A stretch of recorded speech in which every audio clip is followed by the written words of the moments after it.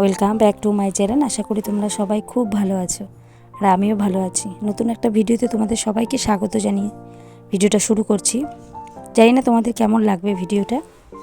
যদি তোমাদের ভিডিওটা ভালো লেগে থাকে তো প্লিজ একটা লাইক আর কমেন্ট করতে কিন্তু ভুলো না।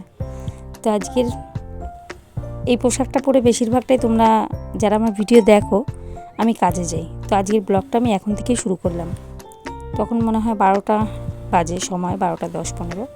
তো তখন সকালে যখন কাজে গেছিলাম খুব বেশি কাজ ছিল না, তাই অল্প একটু কাজ ছিল। সেই কাজটা করে এসে আগে ধরলাম বিছানাটা, কিন্তু বিছানাটা ধরে ভুল করলাম। বিছানাটা পরে পরিষ্কার করলে ভালো হতো, সেটা পরে বুঝতে পারবে কেন বলছি। আর টাইটেল দেখেও হয়তো কিছুটা বুঝেছো, এই যে দেখতেই পাচ্ছ, সেটা হচ্ছে এই গরমে রান্না, ঘর মোছা, বাসন মাজা, বিছানা গোছানো, তারপরে আবার সাথে হলো ঘর ঝাড়া। আর এখন দেখতে পাচ্ছি যেটা শীতকালে কিন্তু খুব কম হতো, তো বুঝতে পারছিলাম না কেন। তারপরে ভাবলাম নিজে থেকেই হয়তো পাখা চলে বলে ঘরে ঝুলটা কিন্তু গরমকালে বেশি পড়ছে। প্রত্যেকের ঘরে পাখা চলছে, তাই ঝুলটাও কিন্তু বেশিই পড়ছে। তো পরিষ্কারও আমাদের বেশি ঘন ঘন করতে হবে, কিছু করার নেই। তো গরম যাই পড়ুক আর শীতকালে শীতই যতই পড়ুক না কেন, আমাদের সংসার জীবনে তো এই কাজগুলো করতেই হবে। আর আমার সাথে এক্সট্রা কাজ যেটা, সেটা হচ্ছে আমার বাইরে কাজে যেতে হয়, কম বেশি অনেকেরই যেতে হয়। তো ওই কারণে কাজগুলো তো গুছিয়ে করতে হবে, সেটা টাইমটা আমাদের ব্যালেন্স করতে হবে, কোন কাজটা কিভাবে করলে আমাদের ঠিকঠাক হবে। তো ঘর ঝাড়ছিলাম ঘরে, আর তারপরে যখন বারান্দায় চলে আসলাম মনে হলো কি মাথায় একটু গামছাটা দিয়ে দিই। এগুলো না এইভাবে মা কাকিমাদের পরিষ্কার করতে দেখতাম আগে যখন আমাদের মাটির ঘরে বাস করতাম। তো আমার ঘরটা নামেই একটা দালান ঘর, কিন্তু সারাদিন যেই দালানে চুন থেকে শুরু করে সমস্তটা পড়ে, সেই সব ভুগন্তিই আছে। তো মনে করি না সেটা, কারণ হচ্ছে কি যে যেটাই বাস করে সেটাই তার স্বর্গ। আমার মাথার ওপরে তো একটা চাল আছে, এটাই অনেক। ছাদ না থাকুক, চাল তো আছে। তো যাই হোক, এইভাবে বারান্দাটাও পরিষ্কার করে নিলাম। আর বিছানাটা কিন্তু দেখতেই পেয়েছিলে যে আমি বিছানাটাও আবার পুনরায় ঝাড় দিয়ে পরিষ্কার করে নিলাম। আর তারপরে এই ফ্রেমগুলো পরিষ্কার করছি আমি। ঘরের এই কাজ বা ফ্রেম এগুলো পরিষ্কার করার জন্য আমি কোনো কলিং ব্যবহার করি না, সেটা হচ্ছে একটা গামলায় জল নিই। আর যেটা আমার পুরনো বন্ধু তারা তো অবশ্যই জানো, আমি এইভাবেই ঘরগুলো পরিষ্কার করি। সেটা হচ্ছে পেপারকে ভালো করে জল দিয়ে চিপড়ে নিয়ে কিছুটা মুছি, তারপরে আবার একটা শুকনো পেপার দিয়ে সেটা মুছে নিই, যাতে জলটা না থাকে। জলটা থাকলে হয়তো সেটা ক্ষতি হতে পারে, তা সেই কারণে। আর আগের যে পেপারটা ছিল সেটা তো ফেলেই দিলাম, দেখতেই পেলে।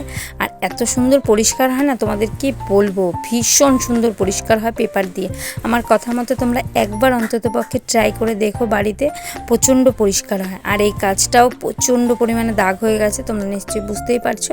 আর এই কাজটাও এখন আমি কিন্তু একইভাবে পরিষ্কার করে নেব।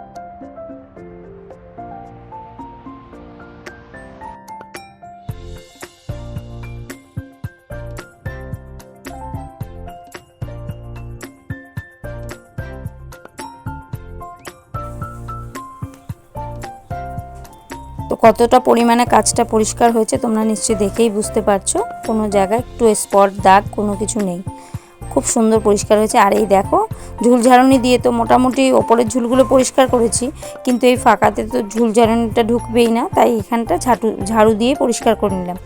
আর এইখানে নিচে দুটো ড্রাম আছে, তো সব সময় তো এই ড্রামগুলো সরিয়ে আমার পরিষ্কার করা হয় না, পোছা হয় না, তাই আজকে ভাবলাম কি এগুলো সরিয়েও পরিষ্কার করে নিই। তো বেশ অনেকটাই ময়লা, তোমরা দেখতেই পাবে কতটা ময়লা এখান থেকে বের করব আমি।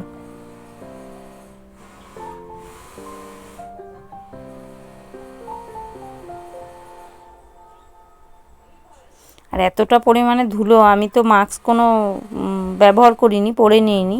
তো দেখছি ধুলোগুলো এমনভাবে উঠছে, তারপরে আমি একটু নাকে হাত দিয়ে দিলাম, যাতে নাক দিয়েই তো আমাদের এগুলো ডাস্টগুলো ঢুকলে হয়তো হাঁচি কাশি হবে, সেই কারণে। আর তারপরে ওই জায়গা যেখানে ড্রামগুলো ছিল সেগুলো আবার রেখে দিচ্ছি।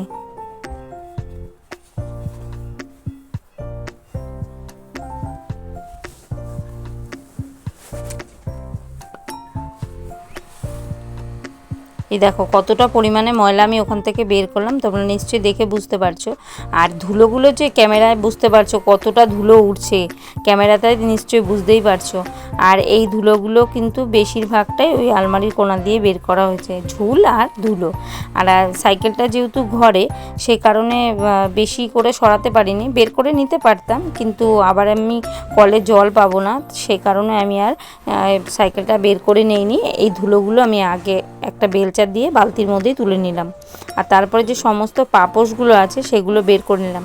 আর ঘর ঝাড়লে কিন্তু ঘরে মেঝেতেও প্রচুর পরিমাণে নোংরা থাকে, তাই আমি ঘর পরিষ্কার করার সময় একটু সার্ফ দিয়ে দিলাম, যাতে করে, বেশি সার্ফ দিলে আমার দুবার মুছতে হবে, কিন্তু অল্প সার্ফ দিলে একবার মুছলেই হয়ে যাবে। প্লাস আমার এটা খুব সুন্দর পরিষ্কার হবে। নিজেরা হাত পা দিলেই, নিজেরা যখন ওখান থেকে হাঁটবো তখনই বুঝতে পারবো যে কতটা পরিমাণে পরিষ্কার হয়েছে। আর তোমরা নিশ্চয়ই দেখেও বুঝতেই পারবে যে নিজেরা যদি ট্রাই করো যে কতটা সুন্দর পরিষ্কার হয় ঘর মোছার সময় যদি একটু সার্ফ দেওয়া যায়।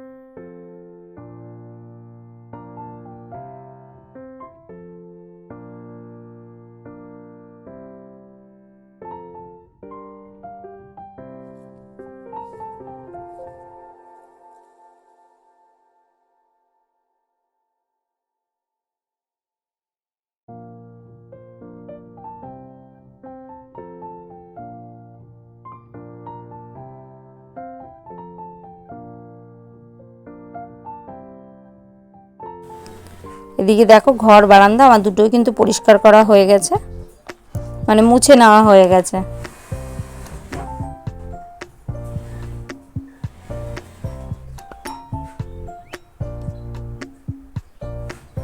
আর তারপরে দেখো চলে এসেছি, বালতির মধ্যে বোতলগুলো জোগানো ছিল, সেই জলটা বালতিটা রেখে দিয়ে, বোতলগুলো রেখে দিয়ে তারপরে চলে এসেছি বাইরেটা পরিষ্কার করে নিতে। পরিষ্কার বলো, ঘরটা একটু ঠান্ডা রাখা বলো, দুটোই।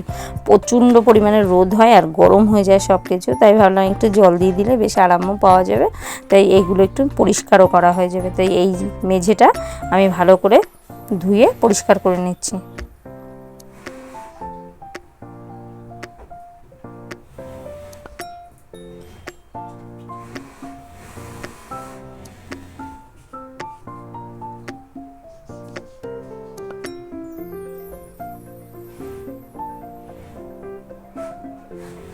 আর আমাদের এই জায়গাটা তো এখন জলগুলো পুরো আটকে থাকে, জলগুলো বেরোতেই চায় না, তাই আমাকে একটু পা দিয়েই জলগুলোকে মানে সাইড করতে হবে, নাহলে জলগুলো একদমই যায় না। রাস্তাটা এতটা উঁচু হয়ে গেছে, এখন আর জল যাওয়ার মতো কোনো মানে প্যাসেজই নেই।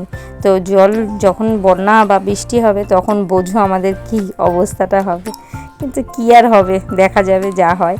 আর এখানে পাপোশগুলোর মধ্যেও একটু সার্ফ দিয়ে দেবো, যাতে পাপোশগুলো ধুলো ময়লা যেটা আছে তারপরে একটু বেশি সুন্দর ক্লিন হয়ে যাবে। তাই অল্প একটু, বেশি পরিমাণে না, অল্প পরিমাণে একটু সার্ফ দিয়ে পাপোশগুলো ধুয়ে দিচ্ছি।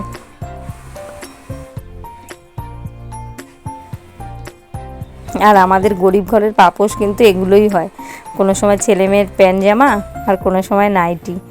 আর পাপোশ কেনা আছে দুটো, বেশি নেই, তো সেগুলো অল্টারনেট করে পাতা হয়। আর পাপোশ তো মোটামুটি অনেকই লাগে, বর্ষাকালে তো আরও বেশিই লাগে। আর প্রচণ্ড পরিমাণে গরম, তাই এইভাবেই দিয়ে দিলাম, শুকিয়ে যাবে খুব ভালোভাবেই।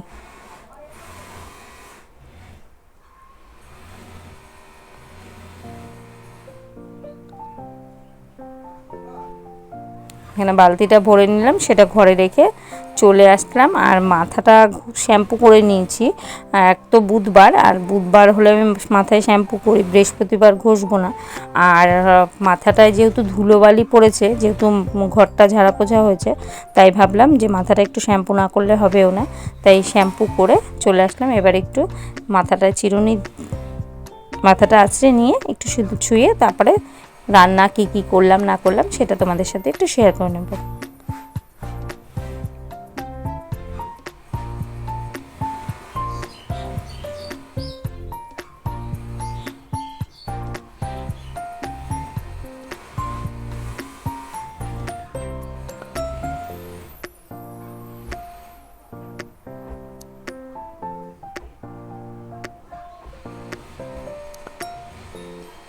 যেহেতু চুল ছাড়া অবস্থায় সিঁদুর পরতে নেই, তাই চুলটাকে একটু গুটিয়ে ধরে নিলাম।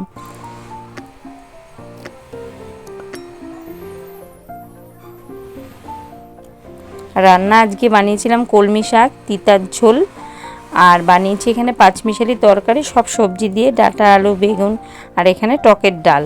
আর এখানে ননদ তার একটু লুজ মোশন হয়েছে, তাই পেঁপে কাঁচকলা সেদ্ধ, আর এখানে দিদি পাঠিয়েছিল পটল চিংড়ি। তো আজকে 3 জনে ভাত খাবো, তো তখনও বাবু আসেনি, বাবু এসছে রাতে, তো 3 জনের জন্যই ভাতটা বেড়ে নিই।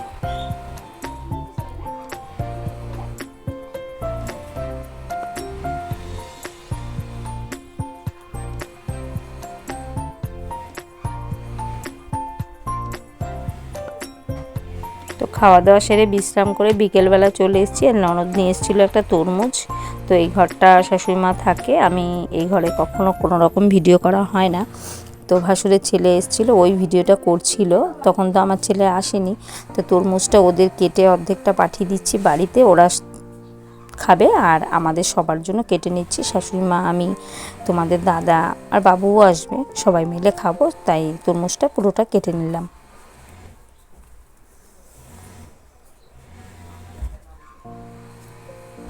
আর তারপরে চলে এসেছি সন্ধেবেলা আবার ওদের টিফিন বানাতে, সেই মিষ্টি রুটি ওরা ভীষণ পছন্দ করে। তো মিষ্টি রুটি বানাবো, শাশুড়ি মা খাবে, ছেলে খাবে। আর ওই যে বললাম বাবু সন্ধেবেলা চলে এসছে, তো ওকে তোমাদের দেখানো হয়নি, কিন্তু ও সন্ধেবেলা চলে এসছে। আর ওর যে আইসক্রিমটা বানিয়েছিল সেটা ওরা 2 ভাই মিলে খেয়েছিল, সেটাও তোমাদেরকে দেখানো হয়নি।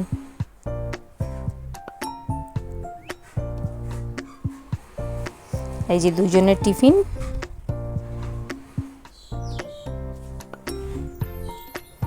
এটা শাশুড়িমার, একটা ছেলের। তো ওদেরকে খাবার বানিয়ে দিয়ে আবার চলে এসেছি সন্ধেবেলা কাজে। তো জামা কাপড়টা দুপুরবেলায় আমি কেচে দিয়েছিলাম, এখন তো রোদের সময় সবটাই শুকিয়ে যায়। তো চলে এসেছি কাজে। আজকের ভিডিও আমি এখানেই শেষ করলাম। সারাদিনের সব কাজকর্ম, বাইরে কাজ, ঘর পোছা, রান্নাবান্না সব কিছু একার হাতে সামলালাম।